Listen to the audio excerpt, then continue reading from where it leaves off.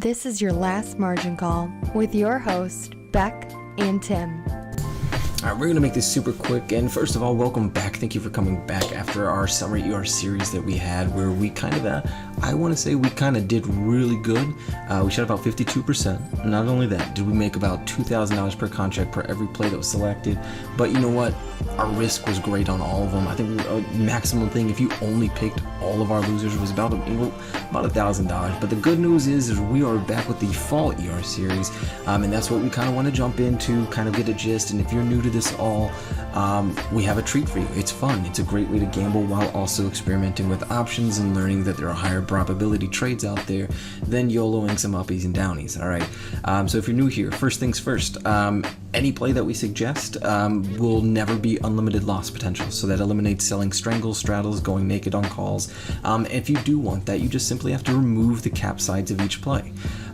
Really simple, really easy to understand. So this makes sure that you don't have margin calls, hence the name, last margin call, by getting just utterly obliterated with some random move up or down. So we hit you with financials this week. Financials always kicks off ER season.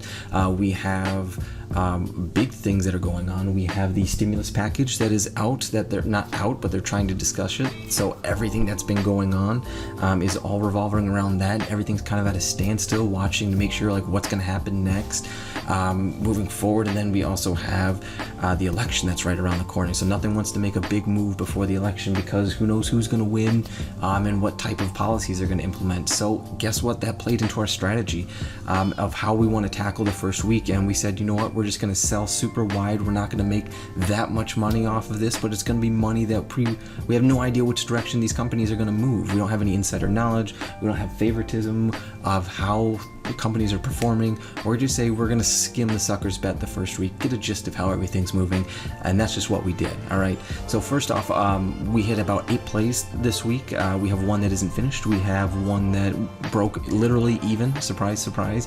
But let's start off with our first one. So Johnson & Johnson is actually the first one that we had, and we did this one with a little bit of a twist. This one's called a broken wing butterfly. On this play, what you're going to be doing is you're going to be buying the 155 for a little bit of movement to the upside. You're going to be selling the 157.5, and then you're going to be buying the 162 to kind of cap off everything to make sure that you don't have that unlimited loss potential. What we did is we expected upside because of the vaccine news that were out there that Trump was pumping Johnson & Johnson, and we said, you know what, we want some upside. We think it could make the implied move, maybe even a little bit more, so we're going to tackle that. But we wanted to cap our downside exposure, and this is where this only cost us $17 to put on. But we have to, give them a little bit more in case this does have an utter all-time high move burst, whatever. But in case it came back down, we only lose $17 off of that, which is great risk reward to that. Because if it did land within this zone of that 155, 157 area, we're making about $250 per versus only losing 17 per. So the play didn't work. Sucks, but it's okay. It was just all about managing risk. We need a 2 times implied move to make sure that we lose even close to that $200 that we even would have got close to. Doing that would just never happen. So we don't need to worry about that. Next ones we have is we had JP Morgan. So we had no idea about how financials are going to move, how they're going to react if now the value trade is back on. Or now is just the time to start building a case. So we said everything's going to be stalling because of stimulus again. Stimulus, elections, how candidates are going to be implementing their own policies.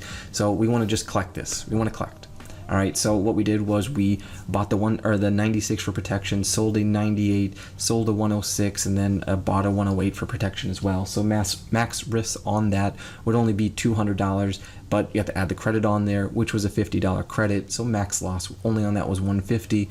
So you potentially lose $150 if it goes beyond that, which is well beyond the implied move. And you collect $50 off that. All right, so that it was a great trade. It worked out perfectly. It slapped right in the middle of right when they reported. So you got nothing to worry about out of that trade. That was a perfect smack in the middle. Another way that you could have handled this play, if you thought the exact same way that this isn't going to move, is running an iron fly on that and literally just throwing up maybe selling the 102 call, 102 put, and then capping the ends off at maybe probably $6 wing caps on there, and you probably would have got a really high return on that, but you have a little bit more exposure to the downside. Probably you're sitting around, if you did $6 caps, probably about 300 or so on that. So there's multiple ways to play it. Speaking of iron flies and how we're going to do that, the next one is going to be Delta Airlines. All right. So this is how we were thinking that, the stimulus bill is going to be targeted in wanting to bail out airlines. There's a potential that it could burst and go insanely higher off this. There's also a chance that it just stalls waiting for that package as well.